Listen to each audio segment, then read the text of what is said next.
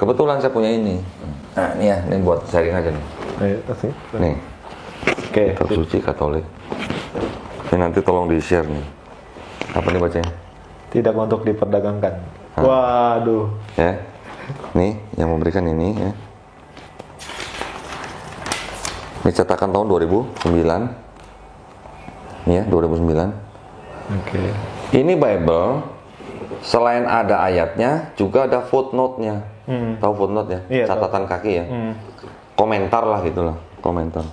Jadi kalau di sini tuh ada yang namanya gini nih. Kita tunjukin ini. Nah, contoh. Ini ayatnya cuma dari ayat 1 sampai 10 nih. Ini yang di bawah ini sama ini catatan semua. Iya, jadi banyakkan catatannya daripada ayatnya dalam satu halaman gitu. Ya. Yang ini ayatnya segini, catatannya segini. Banyak komentar ya. Banyak komentar. Saya mau tunjukkan nih satu aja contoh nih. Ini buat Silakan. oleh-oleh lah gitu. Oleh-oleh. Ini supaya nanti jangan dikira saya ngomong cuman asumsi gitu ya. Nanti mungkin para pemirsa bisa bisa difokus ya, dicek ya. Ini namanya 1 Yohanes, kasih yang di pasal 5. Ini 1 Yohanes, ini 5 nih. Yang ayat 7-nya nih. Jadi 1 Yohanes 5 ayat 7 ya, dan 8. Ini ayat 7-nya saya bacain.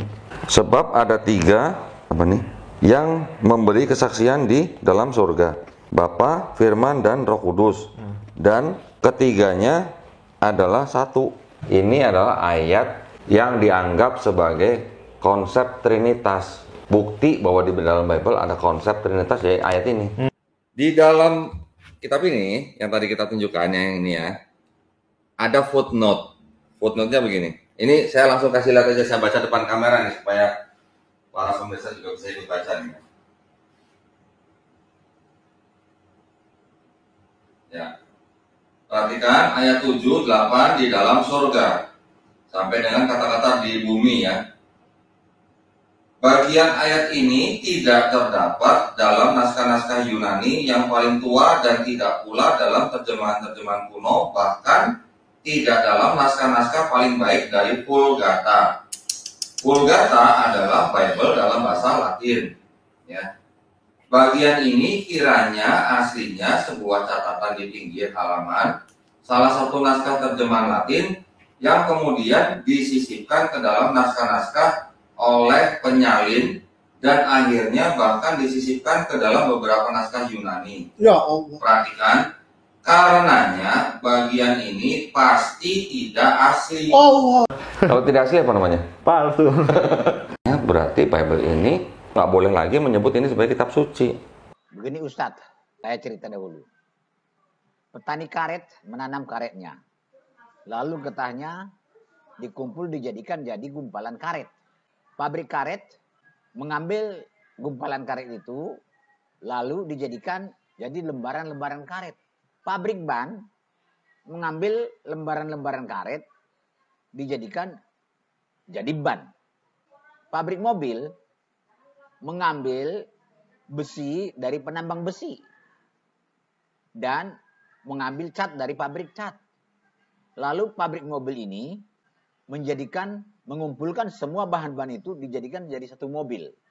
Akhirnya bisa berjalan dan bisa kita gunakan. Petani karet tidak mengenal pabrik karet. Pabrik karet pun tidak mengenal pabrik mobil. Tidak mengenal pabrik cat. Tapi hasil kerjaan mereka saling membutuhkan, saling kait berkait. Akhirnya disatukan oleh pabrik mobil, jadilah mobil. Hal yang hampir sama dengan Alkitab.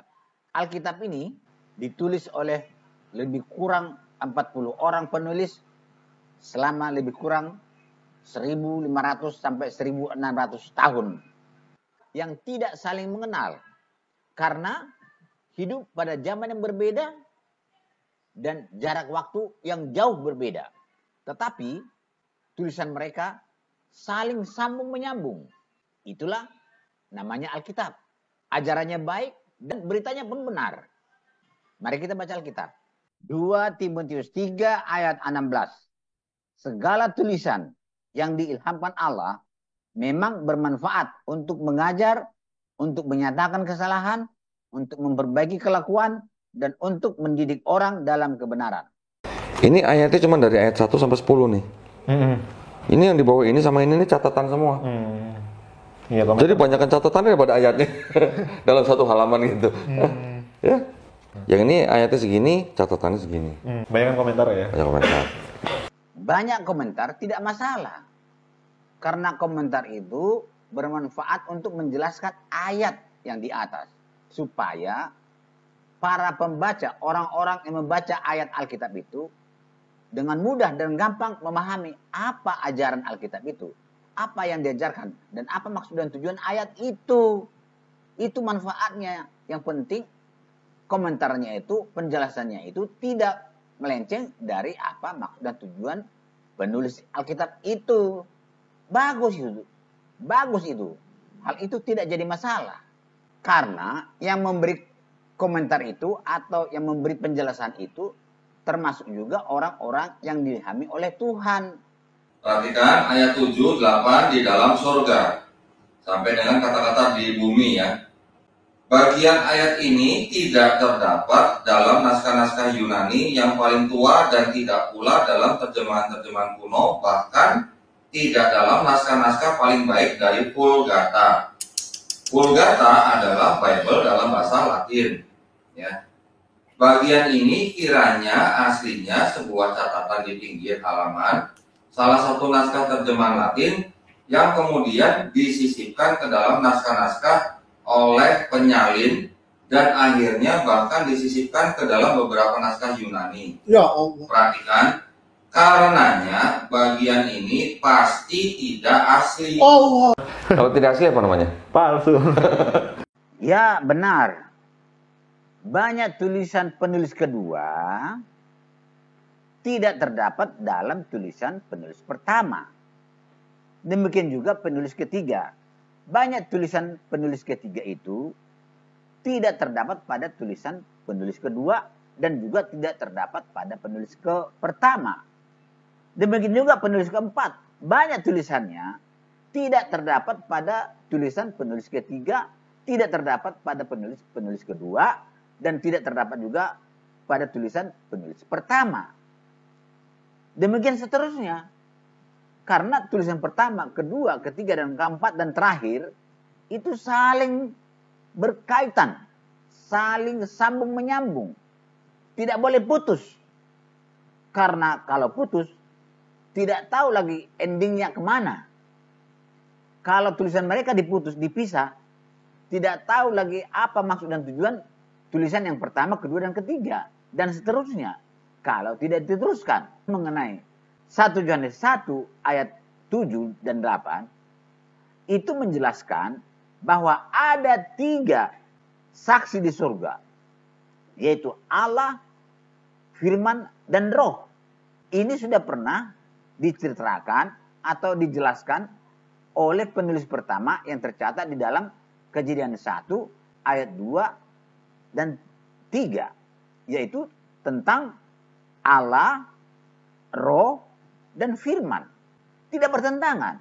Artinya 1 Yohanes 5 ayat 7 dan 8 itu adalah menjelaskan ulang apa yang ditulis oleh penulis pertama. Kejadian 1 ayat 1. Pada mulanya Allah menciptakan langit dan bumi. Bumi belum berbentuk dan kosong. Gelap gulita menutupi samudera raya, dan roh Allah melayang-layang di atas permukaan air. Berfirman Allah, jadilah terang, lalu terang itu jadi. Jadi sangat jelas dijelaskan di sana bahwa ada 3 kesaksian itu, yaitu Allah, rohnya, dan firmannya. Jadi ayat ini sangat sesuai dengan apa yang dikatakan oleh 1 Yohanes 5 ayat 7. Mari kita baca. 1 Yohanes 5 ayat 7. Sebab ada 3 yang memberi kesaksian di dalam surga. Yaitu Bapa, Firman, dan Roh Kudus. Dan ketiganya adalah satu. Jadi, walaupun 1 Yohanes 5 ayat 7 dan 8 ini tidak didapati pada tulisan penulis sebelumnya, itu bukanlah menjadi alasan atau dasar membuat Alkitab ini tidak dapat dipercaya. Karena ajaran Alkitab ini sangat baik dan beritanya pun benar, dapat dipercaya. Daniel 2 ayat 45. Allah yang maha besar telah memberitahukan kepada Tuanku apa yang akan terjadi di kemudian hari adalah benar dan dapat dipercaya.